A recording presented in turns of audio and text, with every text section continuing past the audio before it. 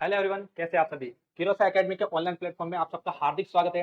आपका हार्दिक अभिनंदन है। आज की क्लास अपनी होने वाली है हरियाणा सीएचओ। जी हाँ दोस्तों, हमने जैसे कहा था कि आपके हर जितने भी सीएचओ के पेपर हो रखे प्रीवियस, उसको हम बारी बारी से सॉल्व करवाएंगे। तो आज हम बात करते हैं हरियाणा सीएचओ की कि इसके अंदर कौन कौन से आपके पेपर आ रखे हैं और किस प्रकार के क्वेश्चन आते हैं, जिससे आपको अपकमिंग एग्जाम में काफी हेल्प मिलेगी। तो आइए बिना देरी के स्टार्ट करते हैं आज की क्लास। देखिए यहाँ पर आपके इस प्रकार से आपके सीएचओ क्वेश्चन देखने मिलते हैं। उससे पहले आप सभी से काइंडली रिक्वेस्ट है कि आप सभी क्या करोगे, किरोसा एप्लीकेशन का एप्लीकेशन डाउनलोड करोगे, जिससे आपको एक बेनिफिट ये होने वाला है कि आपको वहां पर डेली एमसीक्यू मिलेंगे। और डेली एमसीक्यू क्या करेंगे, आपको एग्जाम में जो आपके अपकमिंग एग्जाम आने वाले हैं उसमें काफी हेल्प करेंगे, जो कि एक आपके फ्री ऑफ कॉस्ट है। आपको क्या करना है डियर स्टूडेंट, आप क्या करोगे, जो किरोसा एप्लीकेशन है, किरोसा एप्लीकेशन को प्ले स्टोर पर जाओगे। प्ले स्टोर पर जाते क्या करोगे, डाउनलोड करना है। और डाउनलोड करके जस्ट क्या करना है, आपको लॉगिन करना है। लॉगिन करके वहां पर फ्री टेस्ट होते हो, आपको डेली फ्री टेस्ट देने हैं, जिससे आपको पता चल जाएगा कि आपके क्या है, कि किस प्रकार की आपकी प्रिपरेशन चल रही है। तो इसलिए क्या करना है, आपको डाउनलोड करके डेली टेस्ट देना है। तो चलिए स्टार्ट करते हैं आज की क्लास। आज की क्लास स्टार्ट करते हैं। देखिए ये आपके आ रखा था हरियाणा सीएचओ के अंदर 2021 के अंदर ये क्वेश्चन। अब इस क्वेश्चन को क्या लिखा हुआ है, linen and surgical instrument, linen and surgical instrument are autoclaved are autoclaved autoclaved for 30 minute at, मतलब यहाँ पर वर्ड आया, याद रखना आपके क्या है डियर स्टूडेंट, क्या वर्ड आया आपके, ऑटोक्लेव। ऑटोक्लेव का आप सभी ने नाम सुना होगा, सभी अपन क्या मेडिकल स्टूडेंट्स है।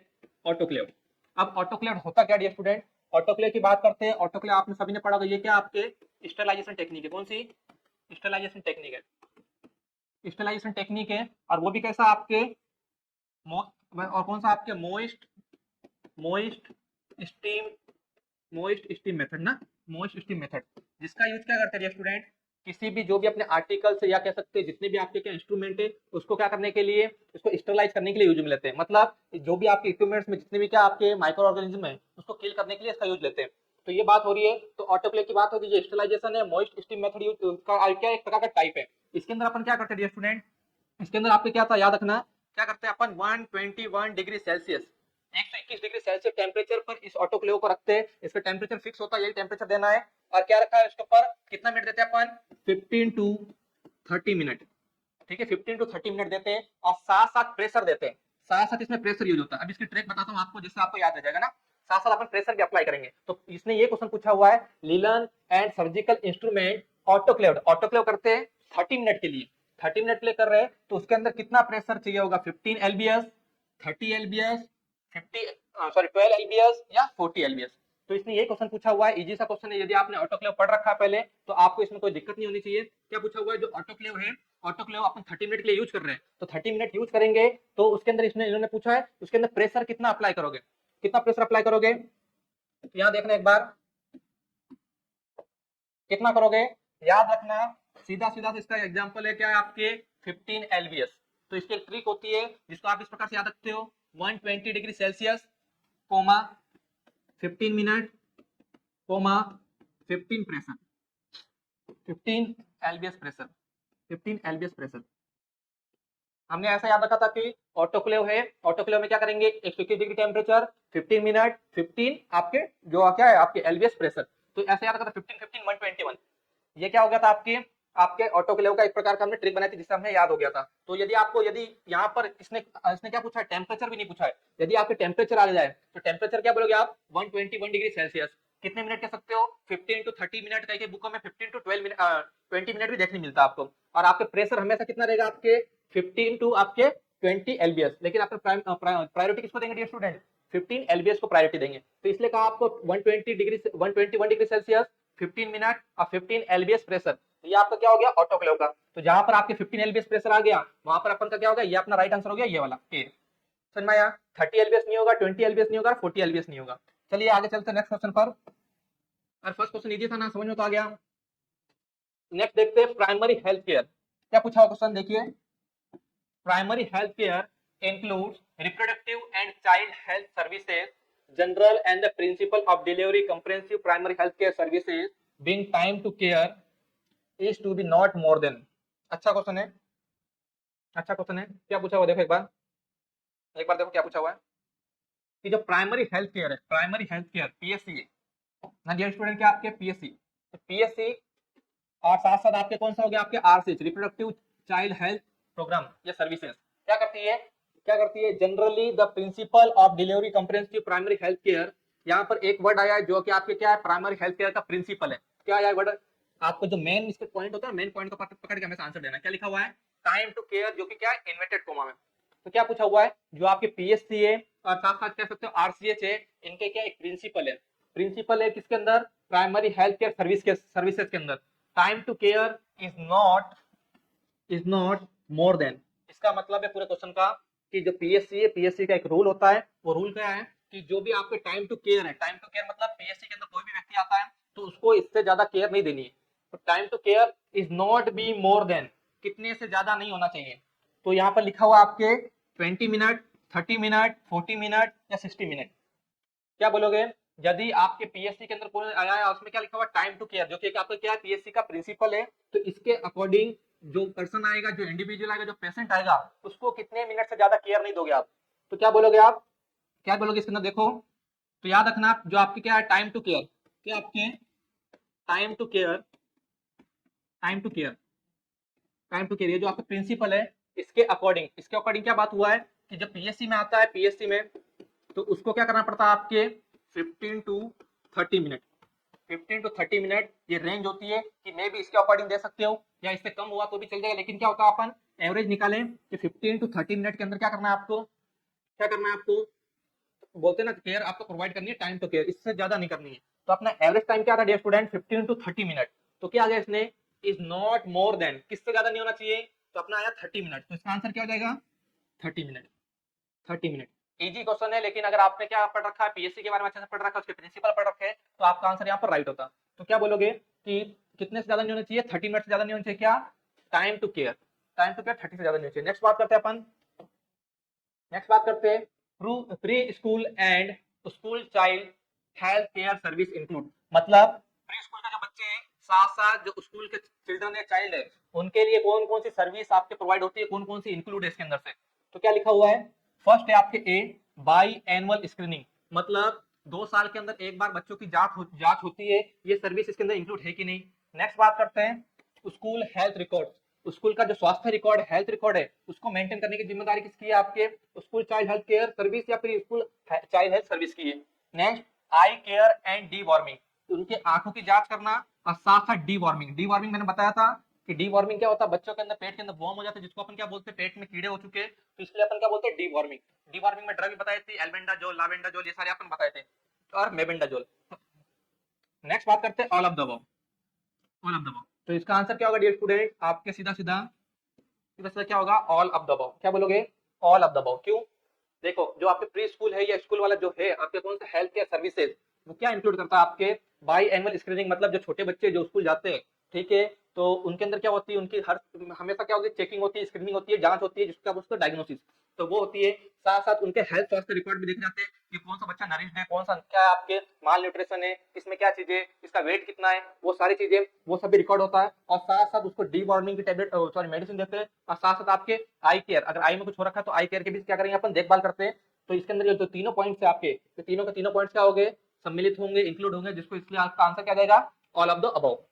आगे चलते हैं अपन नेक्स्ट क्वेश्चन पर। अरे समझ में तो आया ना 3 क्वेश्चन आपको, हम ऐसा बताइए जिससे आपके जो अगले अगर कोई दूसरा क्वेश्चन इससे रिलेटेड आता है तो सारी चीजें क्या हो जाएगी सॉल्व हो जाएगी। तो देखिए फटाफट यहाँ पर basic oral health care include, मतलब सामान्य ओरल केयर करना है, माउथ की केयर करना है, तो इसके अंदर क्या क्या चीजें इंक्लूड होनी चाहिए, क्या क्या नहीं होना चाहिए। देखिए क्या पूछा हुआ है, यदि किसी व्यक्ति के क्या कर रहे हैं अपन ओरल हेल्थ केयर कर रहे हैं तो ओरल हेल्थ केयर करने के दौरान क्या क्या चीजें होगी क्या क्या नहीं। देखिए first awareness, early detection and referral unit, मतलब कि किसी पर्सन को क्या हो गया अवेयरनेस, अवेयरनेस होना चाहिए, जागरूक होना चाहिए उसके ओरल हाइजीन के बारे में, ओरल केयर के बारे में। Early detection and referral about common oral problem, मतलब व्यक्ति को जागरूक होना चाहिए यदि कोई भी चीज होगी उसकी माउथ से रिलेटेड तो वो क्या करेगा उसका अर्ली डिटेक्शन मतलब जल्दी पता लगाएगा। साथ साथ क्या काम करेगा वो, साथ साथ क्या करेगा referral about common oral problem, यदि कोई ज्यादा समस्या होगा तो क्या करेगा उसको रेफर करेंगे कहां पर उसके कौन से आपके हेल्थ केयर डिपार्टमेंट में। नेक्स्ट बात करते हैं अपन, नेक्स्ट बात करते हैं क्या लिखा हुआ नेक्स्ट मोबाइलाइज, नेक्स्ट क्या लिखा है आपके मोबाइलाइज या mobilisation of screening of oral cancer. यदि पर्सन को ओरल कैंसर हो रखा है ठीक है ओरल कैंसर हो रखा है तो पर्सन को क्या होना चाहिए मोबिलाइजेशन होना चाहिए। मोबिलाइजेशन मतलब उसको जांच के लिए या फिर क्या कह सकते हो ट्रीटमेंट के लिए आपको मोबिलाइजेशन मतलब एक जगह से दूसरी जगह जाने की जरूरत है या हॉस्पिटल जाने की जरूरत है, तो ये भी क्या आपके ओरल केयर की एक प्रकार की सर्विस है। नेक्स्ट बात करते हैं creating awareness about ill effect of substances. और पर्सन को क्या बोलोगे कि किसी भी प्रकार के आपको एब्यूज चीजें यूज नहीं करनी है, टबैको यूज नहीं करना है, जो भी आपके कितने चार्ज आते हैं वो जो क्या करते हैं आपको ओरल कैंसर प्रोड्यूस कर सकते हैं, इसलिए आपको चीजें अवेयर नहीं करनी। तो इसके अंदर भी डियर स्टूडेंट क्या आंसर होगा आपके all of the above. Question क्या था पहले एक बार क्वेश्चन समझो क्या लिखा हुआ है। Oral care health care includes, मतलब हेल्थ ओरल की अपन केयर कर रहे हैं तो क्या क्या चीजें इंक्लूड करोगे। फर्स्ट तो क्या है पर्सन को अर्ली यानी पहले पता चल जाना चाहिए कि किसी प्रकार की आपको क्या हो रही है, डिजीज कंडीशन हो रही है या कोई चीज क्या बोल सकते हैं कोई डिजीज हो रही है या फिर कोई आपको क्या हो गया प्रॉब्लम स्टार्ट हो गई, तो इसके लिए आपको क्या करना है सबसे पहले रेफर करोगे किसके अंदर, हॉस्पिटल के अंदर या कोई भी क्या कोई क्लिनिक के अंदर। नेक्स्ट बात करते हैं मोबिलाइजेशन। मोबिलाइजेशन करेंगे यदि क्या हो गया पर्सन को ओरल कैंसर हो गया है तो भी मोबिलाइज करेंगे और साथ साथ पर्सन को बताएंगे कि आपको ये चीजें नहीं करनी है जिससे तो आपको क्या हो जाएगा फ्यूचर में प्रॉब्लम हो सकती है। तो ये सारी चीजें तो ये सारे के सारे क्या इंक्लूड होते हैं आपके बेसिक ओरल हेल्थ केयर के अंदर इंक्लूड होते हैं। तो इसलिए आपका आंसर क्या होगा dear student all of the above. आगे चले नेक्स्ट देखो indicator for monitoring HWC services. HWC services, अब HWC सर्विसेज क्या होता है डियर स्टूडेंट, HWC सर्विसेज क्या होता है, HWC सर्विसेज क्या है कि मतलब क्या क्या इंडिकेट करता है। तो याद रखना HWC सर्विसेज का मतलब होता है health health welfare health welfare health welfare centre health welfare centre health welfare centre. याद रखना स्टूडेंट यदि इसकी बाई चांस फुल फॉर्म भी पूछ ली तो आपको क्या आ सकता है आना चाहिए क्योंकि आपने पढ़ रखा है। क्या बोलोगे HWC मतलब हेल्थ वेलफेयर सेंटर, जिसका मतलब क्या है सेवा की निगरानी के लिए संकेत है, मतलब ये किसकी निगरानी करता है या किसको इंडिकेट करता है, जो हेल्थ HWC सर्विसेज है किसको इंडिकेट करेगा। तो क्या लिखा हुआ है HMIC, जिसका फुल फॉर्म है health management information system. Next बात करते हैं HIMIS मतलब health management information system and RGI registered general of India register general of India. Next community survey तो आपको जो हेल्थ वेलफेयर सेंटर है वो क्या करता है इन सारे को इंक्लूड करता है। तो इसका भी स्टूडेंट क्या हो जाएगा answer all of the above. आगे चलते हैं, आगे आप खुद बताओगे फटाफट देखिए एक बार क्या पूछा हुआ clinical sign of acute respiratory infection. Acute respiratory infection हो रखा है किसको, बच्चे को हो रखा है किसको, एक्यूट रेस्पिरेटरी इन्फेक्शन हो रखा है किसमें, न्यूबॉर्न वाले पेशेंट को हो रखा है। तो इसके अंदर क्या हो गया आपको साइन एंड सिम्टम्स दिखाई देंगे, तो इसमें से कौन सा सिम्टम्स नहीं दिखाई देगा, एक्सपेक्ट लिखा हुआ है कौन सा सिम्टम्स नहीं दिखाई देगा। यदि किसी छोटे बच्चे को एक्यूट रेस्पिरेटरी सिंड्रोम हो रखा है या फिर कह सकते हो इन्फेक्शन हो रखा है तो इसमें से कौन सा सिम्टम्स नहीं दिखाई देगा, high respiration rate, next swallow breathing, next chest in drowning, next stridor. तो क्या दे रखा है पहले तो यहाँ पर बात है न्यूबॉर्न, तो यहाँ पर क्वेश्चन आपको ये क्वेश्चन और आ सकता है इस प्रकार से जो न्यूबॉर्न है न्यूबॉर्न की क्या होगी आपके नॉर्मल रेस्पिरेशन, क्या बोला है नॉर्मल रेस्पिरेशन। तो नॉर्मल रेस्पिरेशन होती है बच्चे के अंदर जो न्यूबॉर्न है 30 to 60 breath per minute, 30 to 60 breath per minute. याद रखना यदि आपको पूछ ले कि न्यूबॉर्न की नॉर्मल रेस्पिरेशन तो बोलोगे 30 to 60 पर मिनट। और यहाँ पर क्या पूछा है कि कौन कौन से सिम्टम्स आएंगे कौन कौन से नहीं आएंगे। तो पर्सन को एक्यूट रेस्पिरेटरी इन्फेक्शन हो रखा है, एक्यूट रेस्पिरेटरी इन्फेक्शन हो रखा मतलब पर्सन को क्या आ रही है, जो भी बच्चा है जो न्यूबॉर्न है इसको क्या हो रही है सांस लेने में तकलीफ आ रही है। तो अगर आपको सांस लेने में तकलीफ आ रही है या डिफिकल्टी हो रही है तो आपकी रेस्पिरेटरी रेट ज्यादा होगी कम होगी, अरे अगर आपको बॉडी के अंदर ऑक्सीजन की कमी हो रही है तो आपकी रेस्पिरेटरी रेट कम हो रही है ज्यादा होगी, क्या होगी ज्यादा। तो यहाँ पर क्या होगा हाई रेस्पिरेटरी रेट, तो ये तो क्या हो जाएगा ये लक्षण तो दिखाई देगा ही देगा। नेक्स्ट बात करते हैं स्वेलो ब्रीथिंग का मतलब होता है weak respiratory effort, shallow breathing का मतलब होता है वीक रेस्पिरेटरी एफर्ट। मतलब जो क्या होती है जब अपने बॉडी के अंदर ऑक्सीजन प्रॉपर मात्रा में है या फिर क्या होता है हमें इतनी नीड नहीं है तो हमारा जो क्या रेस्पिरेटरी सिस्टम वीक मतलब स्लोली काम करता है, तो वो क्या कहलाता है आपके स्वेलो ब्रीथिंग। तो क्या कहलाता है सेलो ब्रीथिंग, क्या कहलाता है सेलो ब्रीथिंग।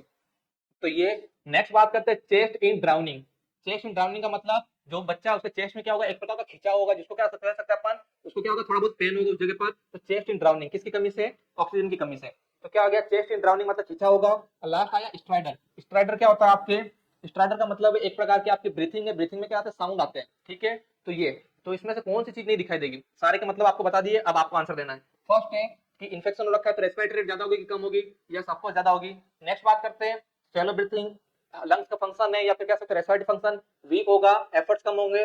नेक्स्ट आपके चेस्ट इन ड्राउनिंग, चेस्ट में खिंचाव या फिर आपकी स्ट्राइडर मतलब आपके रेस्पिरेशन करेगा, रेस्पिरेशन के दौरान क्या होगा डियर स्टूडेंट आपके क्या होगा वहां पर आपके साउंड देखने मिलेगा।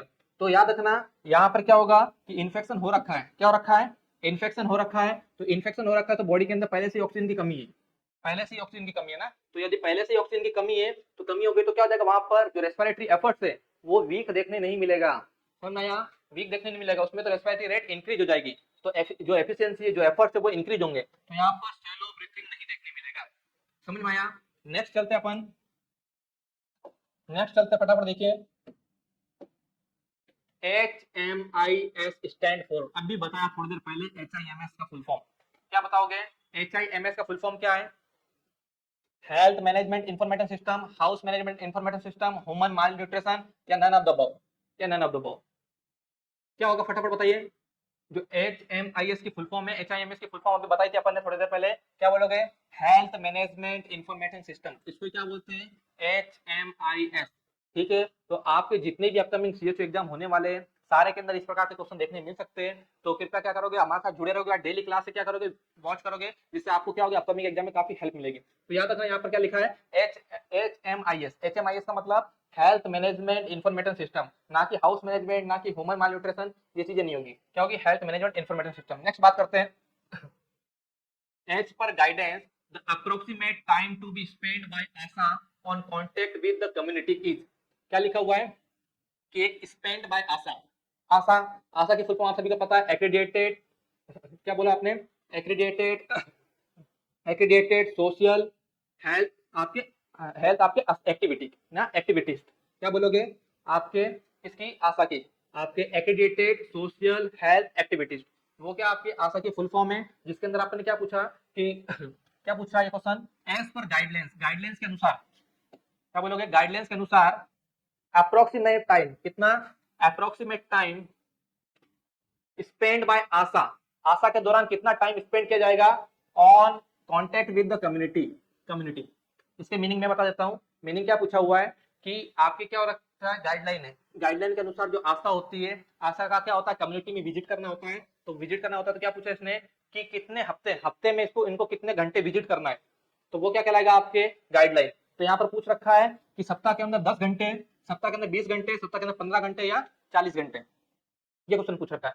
जैसे जो भी आशा वर्कर्स होती है, आशा हेल्थ वेयर वर्कर्स होती है, उनको क्या करना होता है, कम्युनिटी में विजिट करना होता है, तो कम्युनिटी में विजिट करना होता है, तो सप्ताह के अंदर कितने घंटे विजिट करना होता है, तो ये पूछा हुआ क्वेश्चन, तो कितना बोलोगे आप, 10, 20, 15, 40, तो याद रखना पर डे, क्या बोलोगे, पर डे उन्हें कितना करना होता है, 2 to 3 आवर्स, कितना करना होता है, 2 to 3 आवर्स। तो इसका आंसर क्या बैठेगा डियर स्टूडेंट, क्या बोलोगे, इसका आंसर क्या बैठेगा, आपके एग्जैक्ट कितना, 24 वीक, कितना बोलोगे, 20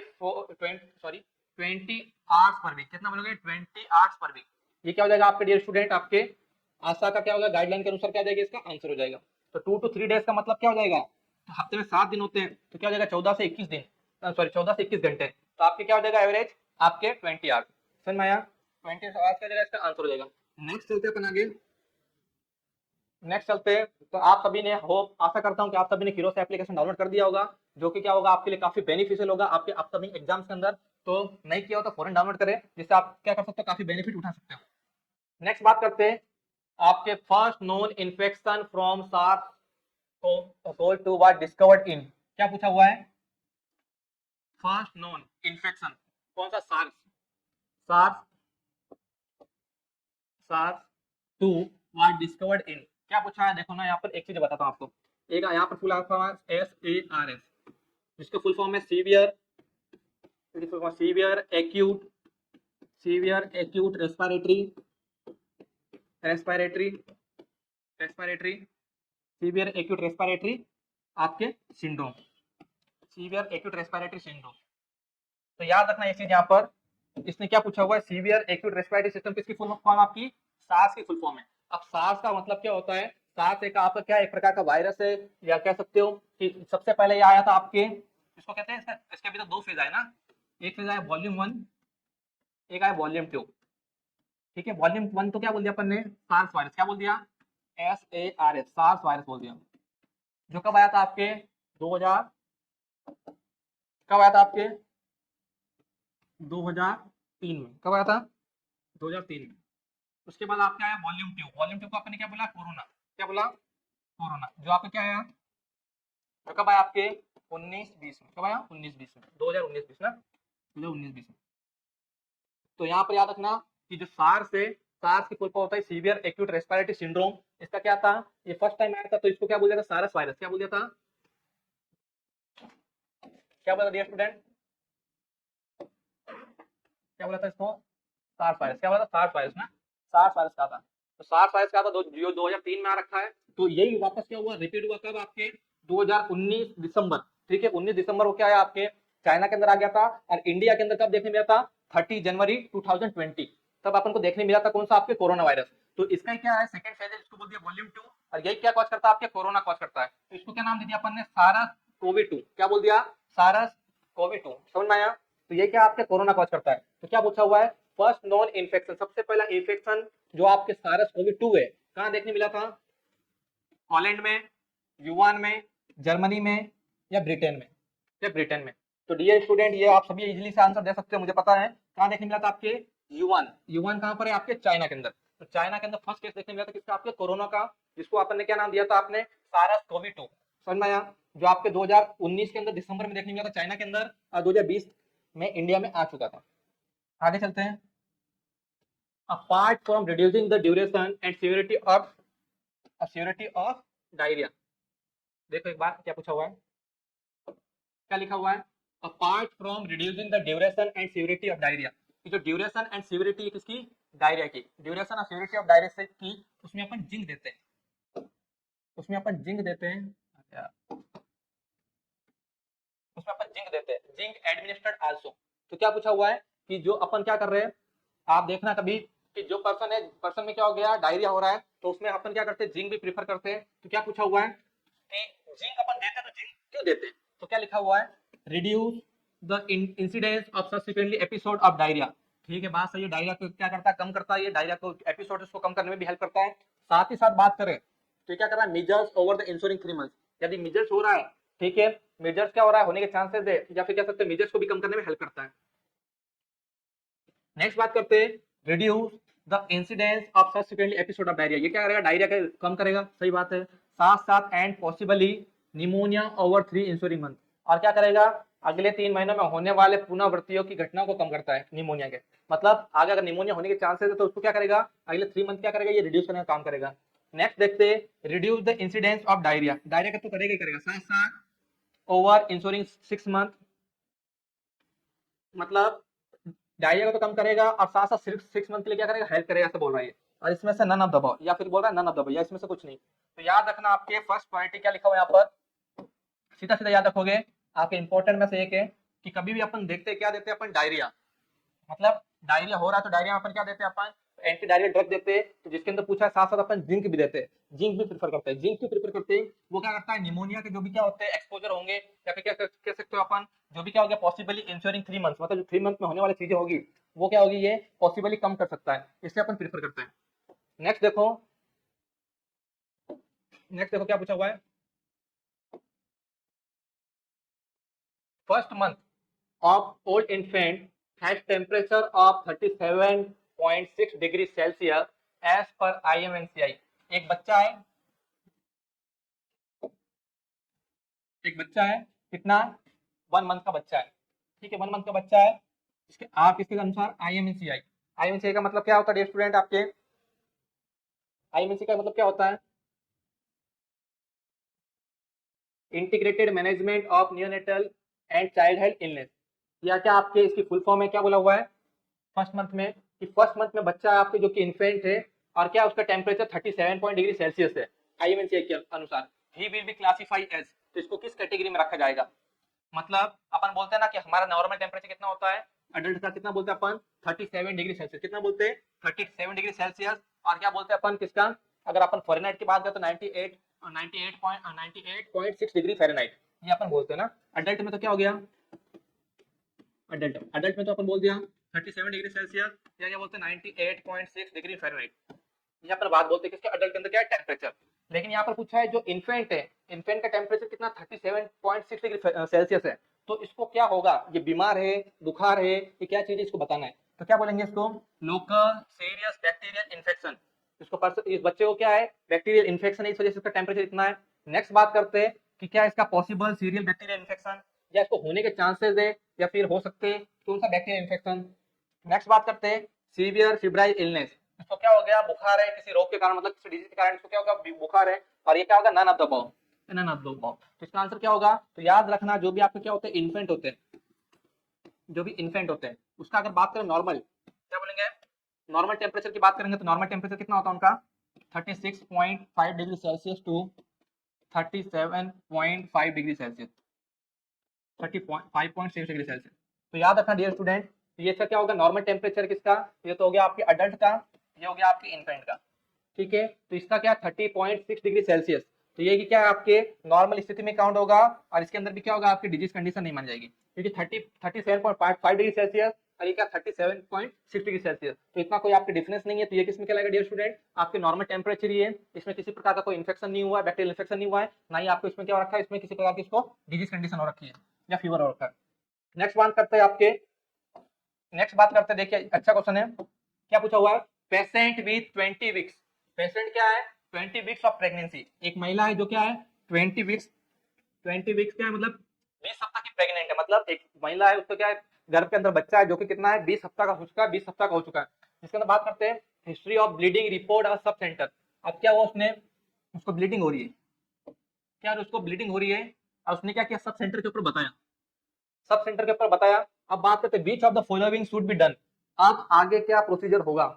एक महिला थी, महिला का क्या हो गया, ब्लीडिंग होने लग गई, ब्लीडिंग के दौरान क्या हो गया उसके, कब हो रही है 20 वीक पर, तो जो कि क्या अबनॉर्मल कंडीशन है, यदि गर्भ के अंदर बच्चा है या वूम के अंदर बच्चा है तो उसको अगर ब्लीडिंग हो रही है तो भी क्या 20 वीक के अराउंड, तो ये क्या है कुछ ना कुछ आपके अबनॉर्मल कंडीशन है, तो इसके अंदर क्या बोलेंगे, तो क्या पूछा हुआ सब सेंटर, सब सेंटर मतलब मैंने बताया था आपको कि कैसा होती है स्टेजेस, सबसे पहले होता है sub centre, sub centre, sub centre के बाद आपके पीएससी, पीएससी के बाद आपके सीएससी, सीएससी के बाद आपके डिस्ट्रिक्ट लेवल, सीएससी के बाद आपके डिस्ट्रिक्ट लेवल, नेक्स्ट बताया था आपको tertiary hospital, tertiary hospital, tertiary hospital, ये चीजें बताई थी आपको, टर्सरी हॉस्पिटल ये चीजें आपको बता रखी है मैंने। तो इसमें क्या पूछा हुआ इसने कि आपके सब सेंटर, मतलब सब सेंटर मतलब आपके यहाँ पर इसने बताया जो महिला को क्या हुआ ब्लीडिंग हो रही थी, इसने क्या किया यहाँ पर जाके बताया कि मुझे ब्लीडिंग हो रही है, मेरे गर्भ के अंदर बच्चा है, 20 सप्ताह का बच्चा है, तो अब वो क्या बोलेंगे, तो क्या बोलेंगे देखिए, पीवी एग्जामिनेशन, पीवी एग्जामिनेशन मतलब per vaginal examination and refer to FRU, FRU, FRU का मतलब फर्स्ट रेफरल यूनिट। नेक्स्ट बात करते हैं refer to FRU, first referral unit में क्या करेंगे, ट्रांसफर कर देंगे। Next PN examination, PN examination मतलब पोस्ट नेटल एग्जामिनेशन, और लास्ट आपके ऑल ऑफ द अबव, ये ऑल ऑफ द अबव। तो याद रखना इस कंडीशन में डियर स्टूडेंट आपको याद रखने वाली चीज है कि इस कंडीशन में क्या करते हैं, जब भी क्या होगा आपको इस प्रकार कंडीशन आएगी और महिला क्या सब सेंटर पे गई है तो वो वहां पर क्या करेंगे, पर वेजाइनल एग्जामिनेशन करेंगे, साथ ही साथ उनको क्या करेंगे, जो आपके अदर मतलब सब सेंटर पे, तो इसको क्या करेंगे अदर वाले पे रेफर करेंगे, और सबसे पहले यदि रेफर करते हैं तो किस जगह पे रेफर करते हैं, पीएससी, इसमें क्या बोलते हैं अपन फर्स्ट रेफरल यूनिट। तो यदि आपको कोई पूछे कि फर्स्ट रेफरल यूनिट कौन सी है तो क्या बोलेगा पीएससी, तो यहाँ पर कौन सा आंसर सही होगा डियर स्टूडेंट, कौन सा होगा आपके, आपके ए फर्स्ट रेफरल यूनिट, और साथ साथ कहोगे इसके अंदर क्या हो जाएगा, पीवी एग्जामिनेशन करेंगे वहां पर सब सेंटर में, और साथ साथ उसको क्या करेंगे फर्स्ट रेफरल यूनिट मतलब पीएससी की ओर क्या कर देंगे, उसको सेंड कर देंगे। नेक्स्ट बात करते हैं, देखिए फटाफट क्या पूछा हुआ है, क्या पूछा हुआ इसमें देखिए, क्या पूछा हुआ है, which of the following statement about the vaccine storage condition not correct, आप क्या कर रहे हो वैक्सीन को स्टोर कर रहे हो और उसके बाद में कौन सा कथन गलत है उसके बारे में बताना है। वैक्सीन स्टोरेज का पता है ना आपको, को वैक्सीन को स्टोर करना पड़ता है ना, तो क्या हो जाएगा वैक्सीन का एफिशिएंसी खत्म हो जाएगा, इफेक्ट खत्म हो जाएगा, वैक्सीन को क्या करना पड़ेगा, आपको डिस्कार्ड करना पड़ेगा।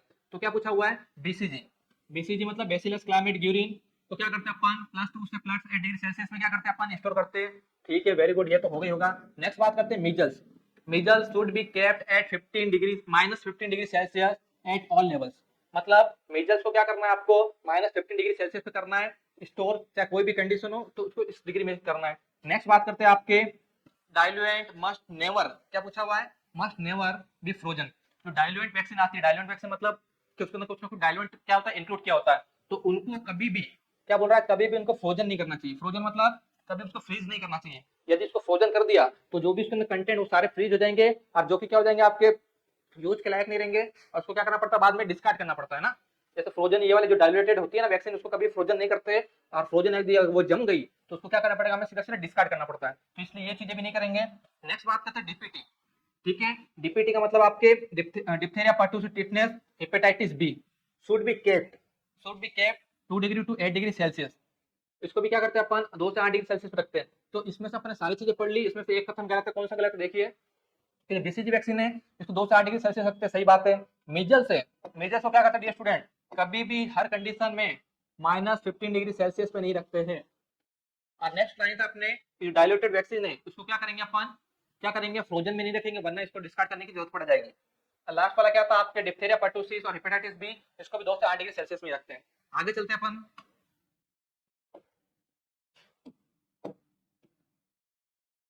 आगे चलते हैं।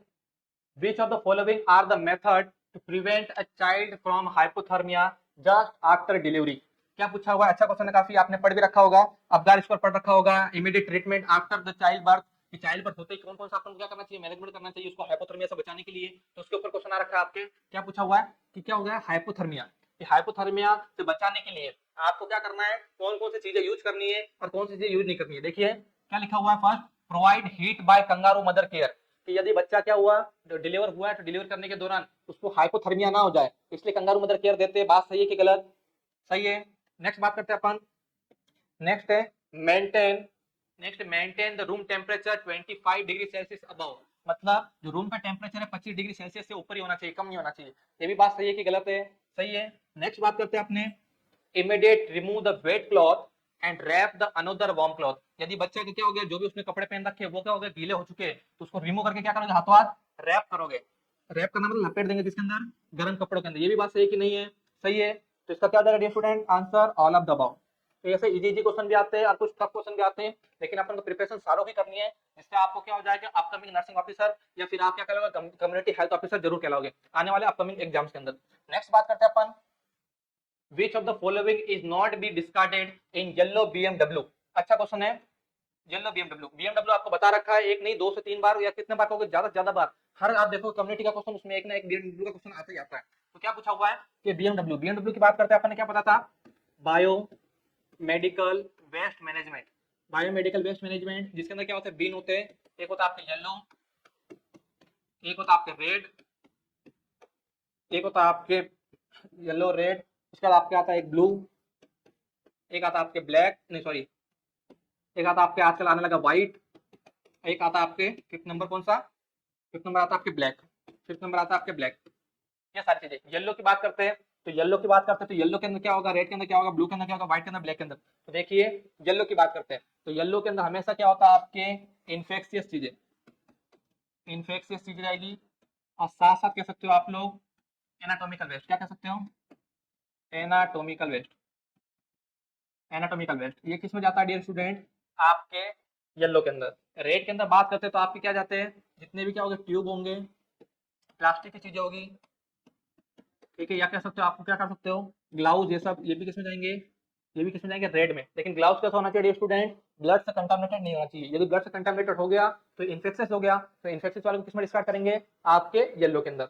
नेक्स्ट बात करते हैं ब्लू के अंदर, तो ब्लू के अंदर हमने बताया था, ब्लू के अंदर क्या करते हैं अपन, ग्लास, ग्लास शार्प, मतलब ग्लास से ग्लास वाले जो भी शार्प इंस्ट्रूमेंट होते हैं, जैसे एम्प्यूल हो गए, ये सारी चीजें हो गई, उसको अपन किसमें डिस्कार्ड करेंगे, ब्लू के अंदर। और इस तरह व्हाइट के अंदर आपके मेटल, व्हाइट के अंदर आपके मेटल शार्प, व्हाइट के अंदर क्या करेंगे student, metal sharp instrument use करेंगे।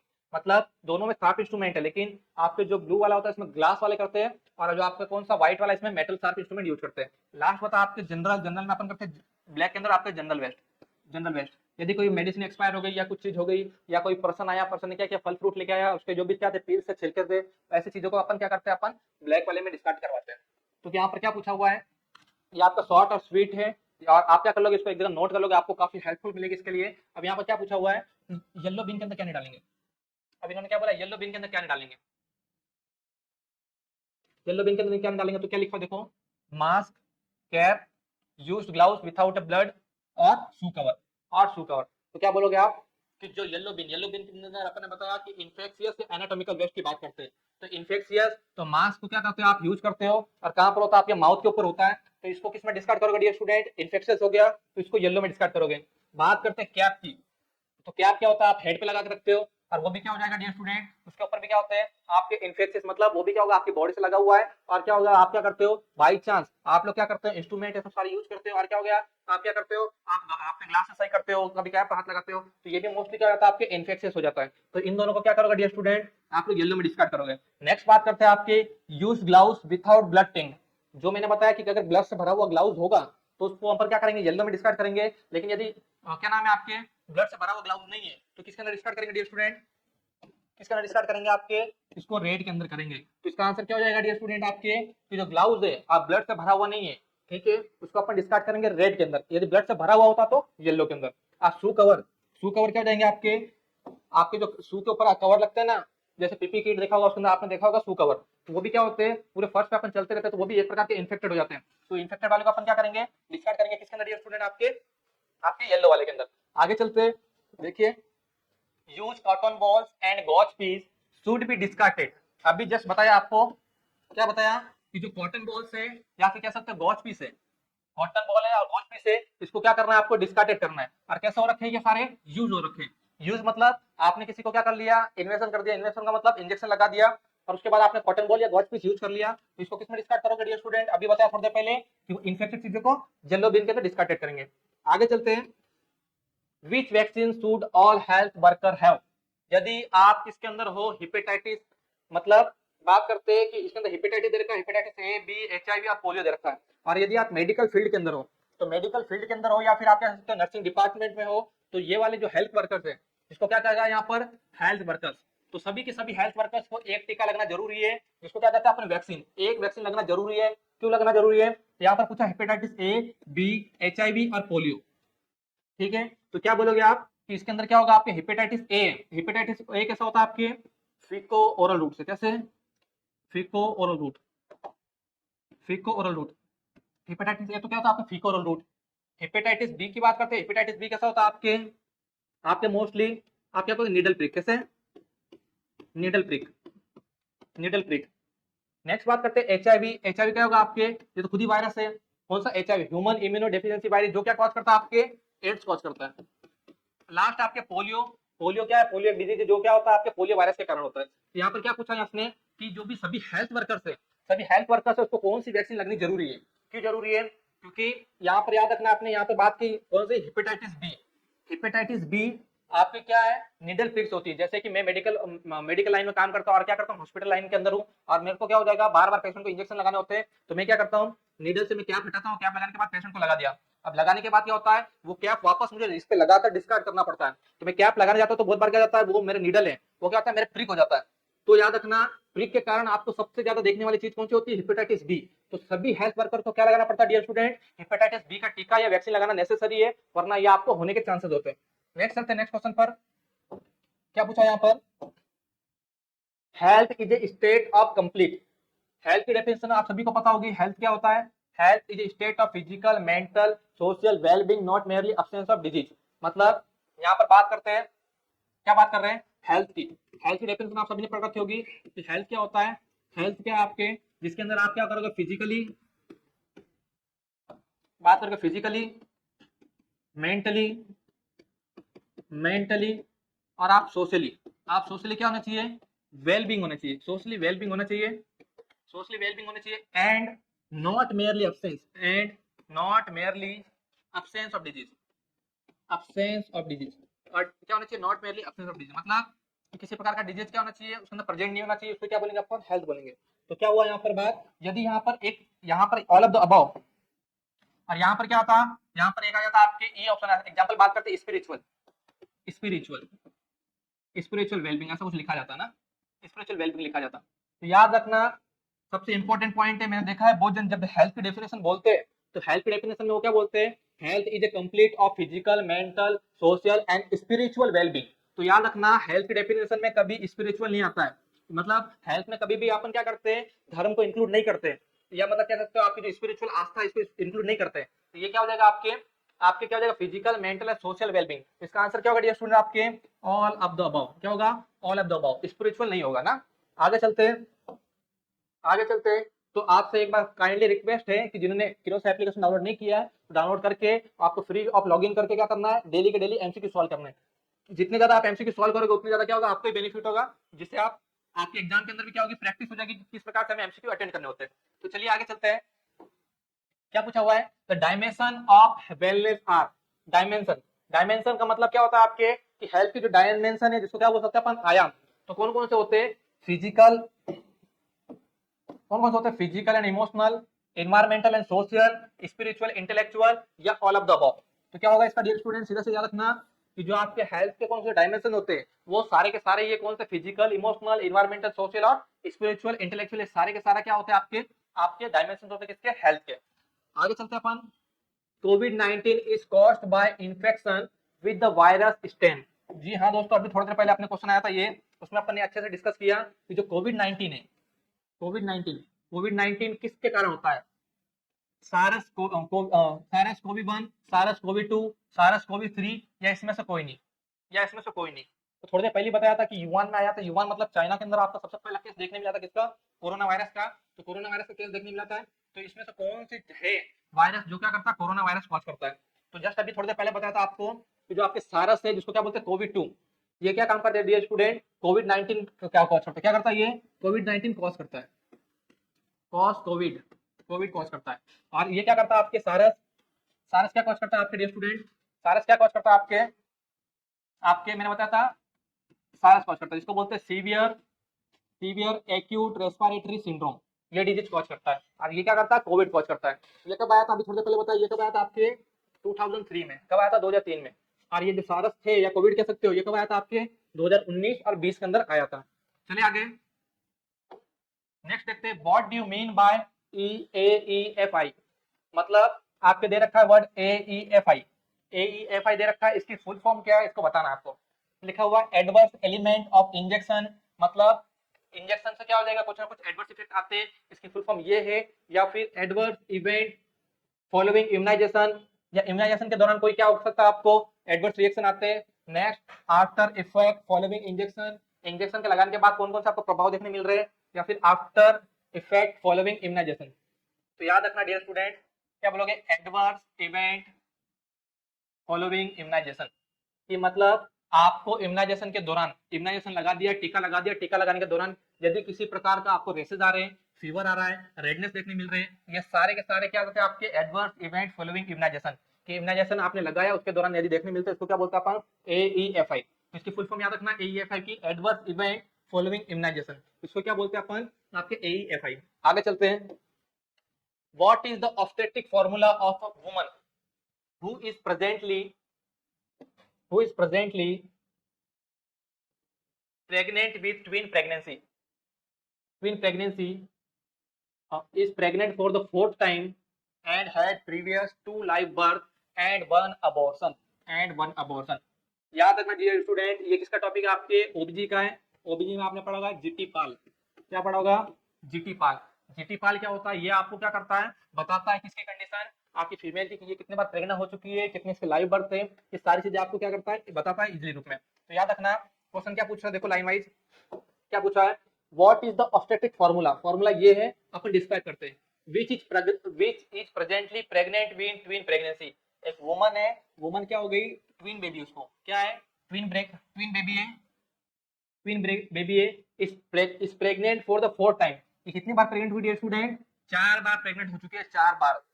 तो वो 4 बार हो चुकी है, जिसमें से एक क्या होगा, ट्विन बेबी है ना। तो यहाँ पर आपको याद रखना, यहाँ पे पहले याद रख लो कि जो जी है, जी किसको इंक्लूड करता है, कितने बार ये प्रेग्नेंट हुई है, कितने बार प्रेग्नेंट हुई है इसको इंक्लूड करता है। टी का मतलब टर्म बर्थ, कितने बार टर्म बर्थ, टर्म बर्थ का मतलब क्या होता है, बेबी 37 से लेके 42 वीक के दौरान पैदा कितनी बार हुआ है, इसको बोलेंगे आपके टर्म बर्थ। पी का मतलब pre term, pre term, pre term का मतलब 37 वीक से क्या हो जाएगा, लो, इसको क्या बोलेंगे, प्री टर्म। नेक्स्ट आ जाएगा आपके अबॉर्शन, नेक्स्ट आ जाएगा आपके अबॉर्शन। अबॉर्शन का मतलब कितने बार क्या हो रखी फीमेल का अबॉर्शन रखा, उसको क्या बोलेंगे अपन, अबॉर्शन। ए का मतलब आपके अबॉर्शन ना, अबॉर्शन, अबॉर्शन। और आपका एल का मतलब लाइव बर्थ, क्या बोलोगे, लाइव बर्थ। ए का मतलब लाइव बर्थ, समझ में आया। जी का मतलब आपके कितने बार वुमन प्रेग्नेंट हो रखी है, इसको जी बोलते हैं, मतलब ग्रेविडा। टी का मतलब आपके टर्म, कि वुमन ने बर्थ तो दिया है लेकिन 37 टू 40 वीक्स के अंदर दिया है, तो ये क्या करेगा, टर्म बर्थ। प्रीटर्म का मतलब वुमन ने बर्थ तो दिया था बेबी को, लेकिन वो कैसा था 37 वीक से छोटा था, तो उसको बोलेंगे प्रीटर्म। और ए का मतलब अबॉर्शन, एल का मतलब लाइव बर्थ, यानी कितने बच्चे जिंदा उसके ना। तो बात करते हैं, इसने क्या पूछा हुआ है, जो प्रेग्नेंट वुमन है वो क्या हो गई, फोर्थ टाइम प्रेग्नेंट है। कितने टाइम, फोर्थ टाइम। तो जी कितना आ जाएगा डियर स्टूडेंट, 4। यदि चाहे बच्चा 2 हो, 4 हो, 10 हो, 6 हो, मतलब प्रेग्नेंट कितनी बार हुई, मतलब ट्विन का मतलब चाहे बच्चा ट्विंस हो, ट्राई हो, टेट्रा हो, या क्या कहते हैं हेक्सा हो, कितना भी हो, लेकिन प्रेग्नेंट कितने टाइम हुई, 4 टाइम। तो वो मायने रखता है, बच्चा कितना भी हो उससे मैटर नहीं करता है। तो ट्विन प्रेगनेंसी इस बार है, और उससे पहले ये 3 बार प्रेग्नेंट हो चुकी थी, टोटल मिला के कितनी है, 4 बार वुमन प्रेग्नेंट हो चुकी है। तो यहाँ पर क्या आ गया, G4। बात करते हैं आगे, हैड प्रीवियस 2 लाइव बर्थ, और उसके कितने हैं, 2 लाइव बर्थ है, 2 लाइव बर्थ है। तो GT पाल, GT पाल, उसके प्रीवियस कितने बर्थ है, 2 लाइव बर्थ है। नेक्स्ट 2 लाइव बर्थ है। तो यहाँ पर अपन को सारी चीज करनी है। और क्या बोला इसने, एक अबॉर्शन है, कितना डियर स्टूडेंट, एक अबॉर्शन। तो इसका क्या हो जाएगा, अबॉर्शन। अब इसने क्या रखा है, प्री टर्म का बता नहीं रखा है। क्या बोला है, प्री टर्म के बारे में यदि बताता तो अपन क्या करते हैं, यहाँ पर प्री टर्म करते हैं। अब इसने प्री टर्म का कहा ही नहीं है। What is the obstetric formula, क्या बोला है, प्रेग्नेंट वुमन है, ट्वीन इस बार प्रेगनेंसी है, 4 बार प्रेग्नेंट हो चुकी है, उसमें से 2 लाइव बर्थ है और एक क्या अबॉर्शन है। मतलब 4 बार प्रेग्नेंट हुई थी, 2 तो इसके बच्चे जिंदा है, एक क्या इसका अबॉर्शन हो रखा है, और एक बार इस बार प्रेग्नेंट हुई है। तो 4 बार प्रेग्नेंट हुई, 2 बच्चे हो गए, एक अबॉर्शन हो गया, लाइव बर्थ तो क्या हो गया आपके 2। और इसने बता नहीं रखा कि प्री टर्म है या टर्म, तो अपन क्या करते हैं, 2 करते हैं, 2 करते हैं। तो यहाँ पर क्या दे रखा है करने पर, दे रखा है ना आपके G4 A2 0 P0 A1 L2। तो आपका डियर स्टूडेंट आंसर क्या हो जाएगा आपके, सेकंड वाला। समझ में आया, सेकंड वाला आपका आंसर हो जाएगा कि वुमन 4 बार प्रेग्नेंट थी, और यहाँ पर प्री टर्म का नहीं दे रखा, तो 2 बच्चे जिंदा है, तो मतलब बच्चे क्या हो गए, टर्म बेबी थे, प्री टर्म 0 था, अबॉर्शन एक बार रखा। तो आपका डियर स्टूडेंट ये समझ में आया, कैसे करोगे, एग्जाम में आएगा तो गलती नहीं होनी चाहिए, समझ में आया। तो यहाँ पर इजिली ध्यान दोगे और आप इजिली करोगे। 1-2 क्वेश्चन आप खुद सॉल्व करना है, इससे आपको पता चल जाएगा। आगे चलते हैं नेक्स्ट क्वेश्चन पर, नेक्स्ट क्वेश्चन चलते हैं। Which is the drug of choice for controlling epileptic fits? बोलते हैं ना एक्लेम्सिया, तो क्या बोलोगे, एक्लेम्प्टिक फिट्स। फिट्स का मतलब क्या होता है डियर स्टूडेंट, फिट्स का मतलब दौरे आना। क्या बोलोगे, दौरे आना, उसको क्या बोलते हैं, फिट्स। तो एक्लेम्सिया के फिट्स आ रहे, एक्लेम्सिया होता क्या आपको बता देता हूँ। जैसे अपने नॉर्मल में क्या होता है, सीजर्स आता है, और प्रेगनेंसी में यदि सीजर्स आ रहे हैं उसको क्या बोलते हैं अपन, एक्लेम्सिया। तो एक्लेम्सिया का मतलब प्रेगनेंसी के दौरान सीजर्स आता है, उसको क्या बोलेंगे, एक्लेम्सिया। तो उसके अंदर बात करते हैं कि कौन सी ड्रग ऑफ चॉइस है, कि क्या हो रखा है, एक फीमेल थी, प्रेग्नेंट थी, प्रेगनेंसी के दौरान उसको क्या हो गया, सीजर लग गए, बॉडी अनकंट्रोल मूवमेंट करने लग गई, तो उसके अंदर अपन एक क्या करते हैं, ड्रग देते हैं। तो कौन सी ड्रग ऑफ चॉइस है, तो क्या आपके injection sodium bicarbonate, injection oxytocin, injection magnesium sulphate, या इंजेक्शन क्या होगा, कैल्शियम ग्लूकोनेट। क्या बोलोगे, क्या बोलोगे आप लोग, इंजेक्शन, इंजेक्शन कैल्शियम ग्लूकोनेट। तो याद रखना, ये तो चीजें आपको मुंह पर याद होनी चाहिए, सारी चीजें, ऐसी चीजें बहुत बार पूछी गई है, याद रखना सीधे सीधे कि मैग्नीशियम सल्फेट, मैग्नीशियम सल्फेट क्या डियर स्टूडेंट आपके एक्लेम्सिया के अंदर देते हैं, जो क्या करता है, आपके सीजर्स को कंट्रोल करने में हेल्प करता है। तो याद रखोगे कि आपके मैग्नीशियम सल्फेट, और वो भी कैसे दोगे, इंजेक्शन मेथड से।